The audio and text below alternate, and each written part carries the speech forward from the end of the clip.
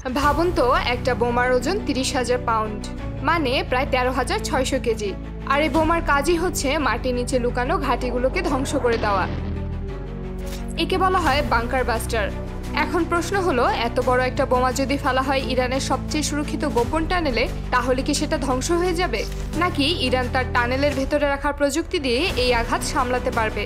যদি আমেরিকার সবথেকে শক্তিশালী বোমার মুখোমুখি হয় ইরানের মাটির নিচে বানানো টানেল, তাহলে কে জিতবে, আমেরিকার মেগা বোমা নাকি ইরানের মেগা গোপন ঘাঁটি?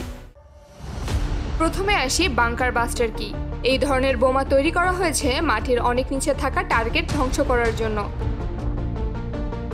যেখানে সাধারণ বোমা গেলে উপরের দিকটি একটু ঘুরিয়ে দেয়, সেখানে এই বোমা একদম ঢুকে গিয়ে টানেলের ভেতরে থাকা সবকিছু উড়িয়ে দেয়। বাংকার বাস্টার হলো এই মুহূর্তে আমেরিকার সবথেকে শক্তিশালী নন নিউক্লিয়ার বোমা। এর ওজন ৩০,০০০ পাউন্ড, দৈর্ঘ্য প্রায় ২০ ফুট। এটা মাটির নিচে প্রায় ৬০ ফুট গভীরতায় ঢুকে বিস্ফোরণ ঘটাতে পারে, এমনকি কংক্রিট দিয়ে বানানো বাংকারেও। এটাকে সাধারণত আমেরিকার B-2 স্টেলথ বোমারু বিমান থেকে ফেলা হয়। আর এই বোমার একটি মাত্র উদ্দেশ্য, আর তা হলো শত্রুর মাটির অনেক নিচে বানানো গোপন ঘাঁটি ধ্বংস করা। চলুন এবার দেখি ইরানের সেই গোপন পারমাণবিক বেস। ইরানের সবথেকে আলোচিত পারমাণবিক স্থাপনাগুলোর একটি হলো ফর্ডো ফুয়েল এনরিচমেন্ট প্ল্যান্ট। এটা তেহরান থেকে প্রায় ৯০ মাইল দক্ষিণে একটি পাহাড়ের নিচে মাটির ৮০ থেকে ৯০ মিটার গভীরে তৈরি করা হয়েছে। এই টানেল এতটাই গোপনে এবং শক্তভাবে তৈরি করা হয়েছে যে এটা ধ্বংস করা সহজ কথা নয়।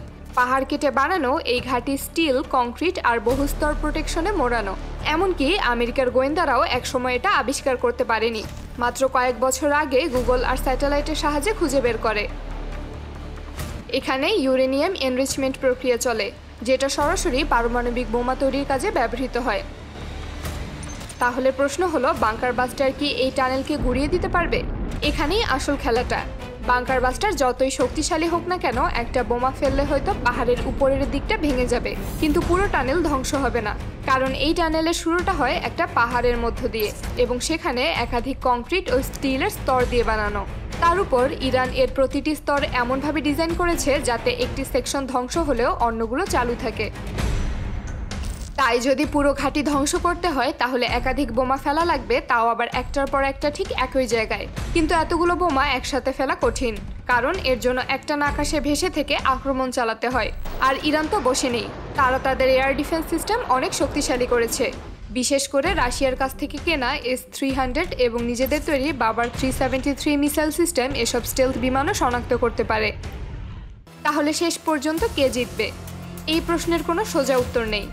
৩০,০০০ পাউন্ডের বাংকার বাস্টার নিশ্চিতভাবেই ধ্বংসাত্মক, কিন্তু ইরানও এখন আর আফগানিস্তানের মতো দেশ না, তারা একেবারে বিন্দু পরিমাণ ছাড় দিয়ে কথা বলবে না। যদি আমেরিকা একসাথে স্যাটেলাইট, সাইবার অ্যাটাক, ড্রোন ও স্টেলথ বোমার নিয়ে অভিযান চালায়, তাহলে হয়তো সফল হতে পারে, কিন্তু সেই অ্যাটাক করার পরপরই পুরো মধ্যপ্রাচ্যে আগুন লেগে যাবে। ইরান হয়তো সিরিয়া, ইরাক, লেবাননের হিজবুল্লাহ, এমনকি ইয়েমেনের হুতিদের নিয়ে পাল্টা আক্রমণ শুরু